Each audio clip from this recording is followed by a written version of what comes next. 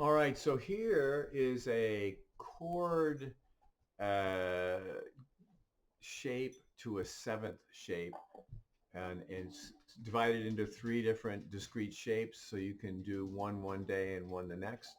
And I'll index it so that it's all very straightforward and easy to find.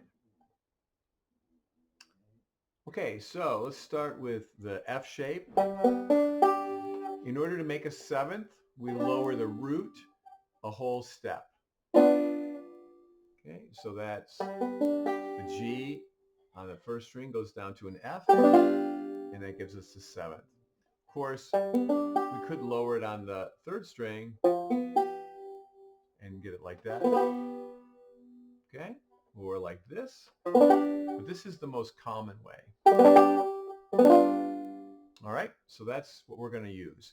And then the G7 leads to a C. So we'll just go around the circle of fourths, following the old trusty G, C, F, B flat, E flat, A flat, D flat, B flat, and then after that back to G flat and C flat, which is B.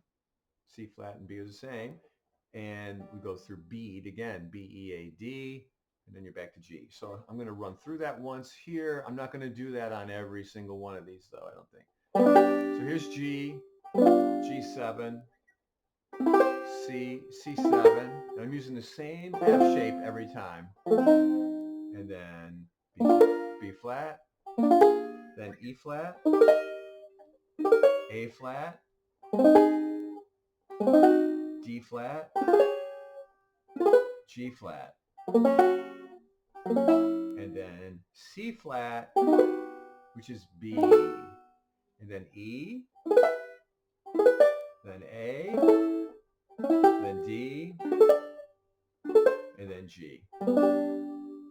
Okay, so that's the sequence, and you want to be able to go do those. Now, the most important ones from a bluegrass perspective would be probably A to D to G to C to F to B flat. Those are probably the most important ones you're going to encounter. But it's good to know all of them. So that is it on the F shape. Now here is the bar shape. I'm going to start on G up here at the 12th fret. And we know that the third string is the root of this chord. We're going to lower that a whole step. So that means we play this shape, which is 12, 10, 12, 12. So there's no G in this chord. We've eliminated it. So you have to kind of remember where it was. So there's G. Then we would go down to C. And then we would go to F. To F7. To B flat. To E flat. To A flat. To D flat. To G flat. To C flat. Right? Oops, I went to C, but it's C flat, which is a B. To E. To A. Oh, A is kind of cool because you can just lift your finger. And then D. And then G again. Okay? So you can start anywhere on the circle of fourths and work your way around, following G, C, F, B flat, E flat, A flat, D flat, and then G flat, C flat, F flat, or C flat, and then back to E. We don't want to go to F flat, which is just E. So that's the bar shape. Now, I should probably add that there is another seventh with the bar chord that you sometimes encounter. And it's on the third fret of the first string. Now the reason that that works, if you look at a C chord and I play this note, that happens to be the same B flat that you used for this shape. Okay, so you could go C to F, B flat, E flat, excuse me, yeah, E flat, A flat, we could go to here, D flat, G flat, C flat, which is B flat, B natural. Okay, so that's just, you might encounter that from time to time. So just if you see that in a tab or something, just you'll recognize that as a seventh as well. But this one is much more subtle, more common. All right, that is the bar shape. And here is the D shape.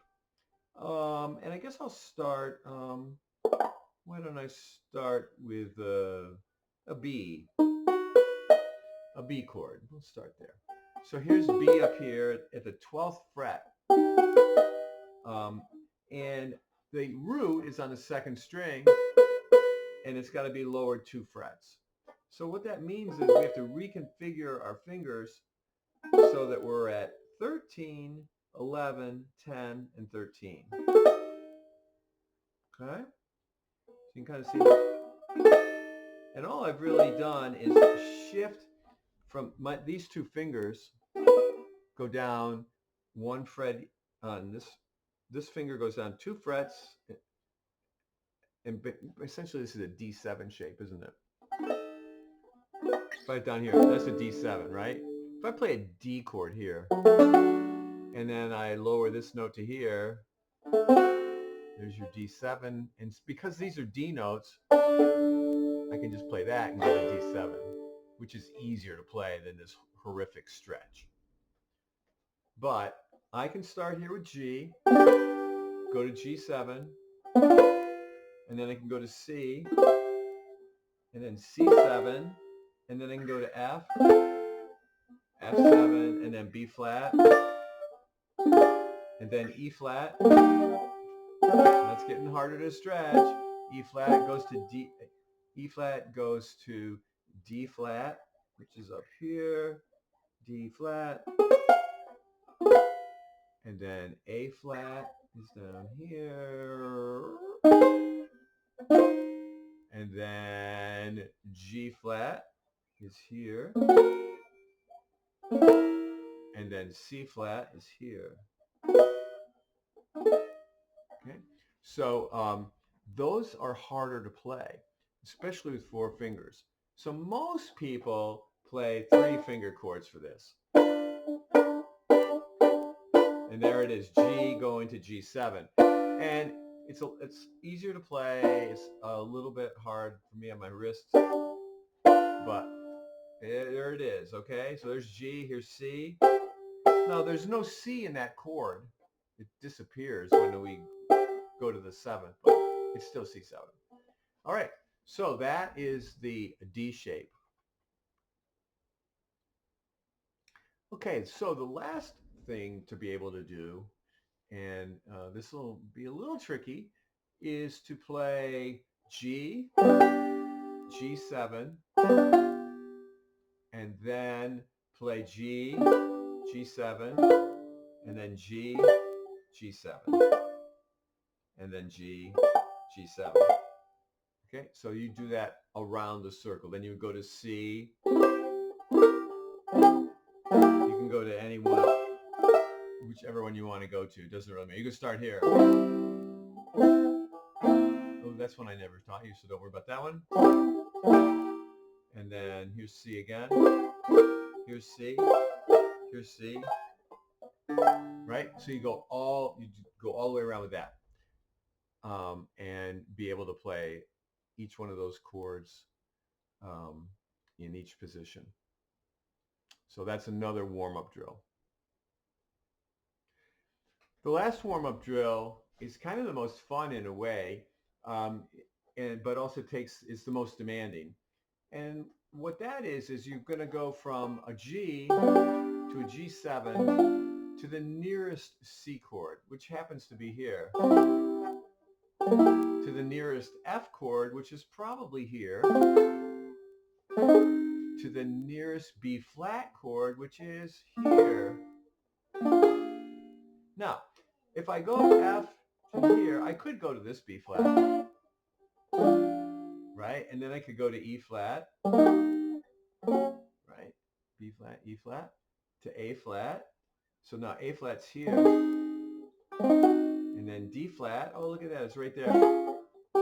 So the idea behind this is to go to the closest fourth after you've done the seventh. So here's G, G7, C, or C, C7, and then F, F7, 3 fingers, and then B flat, 7, and then E flat. Look at that, it's right there.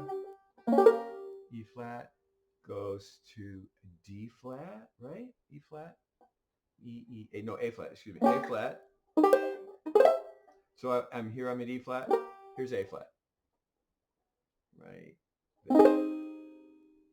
I didn't do a very good job with that, did I? So I'm going to go back and do that again. G, G7, C, C7, F, F7, B flat, B7, E flat, A flat, right there, 7, D flat. We could play right here, I guess, is probably the best place. D flat, and then G flat's right here again. So you start to see how these things are related, and how you don't have to be making these big jumps to do that. Now you can start anywhere. You could start on this G, G7, and you could go down to this C, and then down to this F. So that's a cool little way to go. And then go back up here to B flat, and then E flat. So here's B flat. Here's E flat. A flat is here. And then D flat is here. Oh, look at that. There's D flat. I have to just pick that finger up. D flat. Very weird. So you just start discovering things about these chords as well. But that's the most advanced thing you can do with these seventh chords. So give that a shot as well. So one last thing you could try would just to really torture your mind is to start on, say, G here, up high, and then do G7, and then go down the neck every time. C7 down to F, and then F goes down to B flat, then go down to E flat, which is right here. So if I'm going to go to E flat, I go to here, right? So I keep jumping down. The rule would just be, I'll keep going down the neck. You could also go up the neck every time. You could go G, G7, and then you could go C, C7, F, F7, B flat. See, I'm working my way up the neck now. E flat, A flat, and go up the neck. So again, these are just little ideas to get really comfortable with switching the finger positions and getting stronger grips and more versatile knowledge of those sevenths. So good luck.